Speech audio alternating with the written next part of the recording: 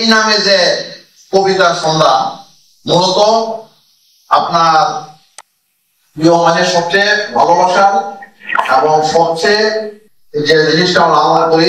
ধারণ করি, বহন করি এবং এই প্রিয় থেকে প্রিয়তমা থেকে মনে করেন প্রিয়তমা, যা নাকি সর্বশ্রেষ্ঠ সকল মানুষের কাছে এবং যার আসন বা অবস্থান হচ্ছে প্রত্যেকের হৃদয় অন্তরে এবং তার মানে শিরা উপশিরা রক্ত কণিকার সাথে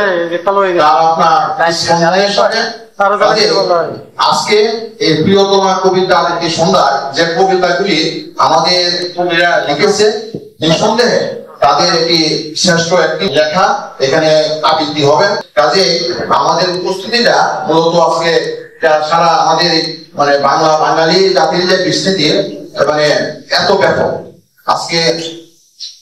আপনাদের অনেক গুরুত্বপূর্ণ কাজ রেখেও আমাদের এই অনুষ্ঠানে এই প্রিয়তমা শব্দকে আপনারা মানে ভালোবেসে আপনারা আমাদের এই অনুষ্ঠানে যারা উপস্থিত হয়েছেন আবারও সকলের প্রতি কৃতজ্ঞতা জানিয়ে এবং আমরা শেষ পর্যন্ত এই অনুষ্ঠানে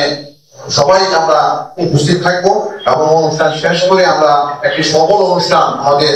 হবে এটা প্রত্যাশা রেখে এবং আমরা সকলেই পারস্পরিক শুধু আজকে না পরবর্তীতেও আমরা যে কোনো আমাদের মানে প্রয়োজনে আমাদের মানে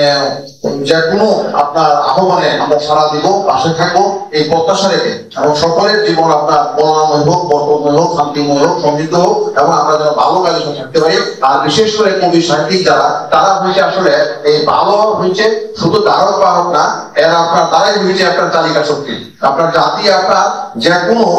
জাতিকে জাগ্রত করতে তাদেরকে পরিচালিত করার জন্য কবি সাহিত্যের হচ্ছে আপনার চালকের আসনে। তাহলে আমাদের এই লেখালেখিগুলি যেন আমাদের দেশের আমাদের সমাজের মানুষের কল্যাণে যে চাহিদাগুলি ওই লেখা যেন আমাদের মানে মননে আমাদের মেগা মানে মগজে এবং আমাদের লেখায় যেন আমরা লিখতে পারি এরকম মানে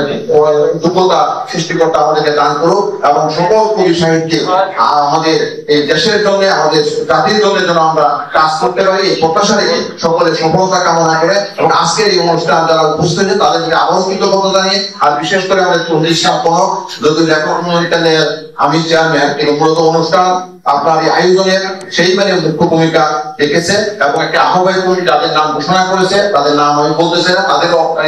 আজকে যদিও দেখা যাইতেছে যে কয়েক ঘন্টার একটা প্রোগ্রাম 4টা থেকে রাত্রে 9টা পর্যন্ত আপনার 5 ঘন্টা, কিন্তু এটার আয়োজন করতে গিয়ে তারা 1 মাস ব্যাপী কাজ করেছে, অনেক পরিশ্রম করেছে, তাদের কৃতজ্ঞতা জানিয়ে এবং এই অনুষ্ঠান আমরা তখনই সার্থক হবে যদি এটা থেকে যদি আমরা কিছুটা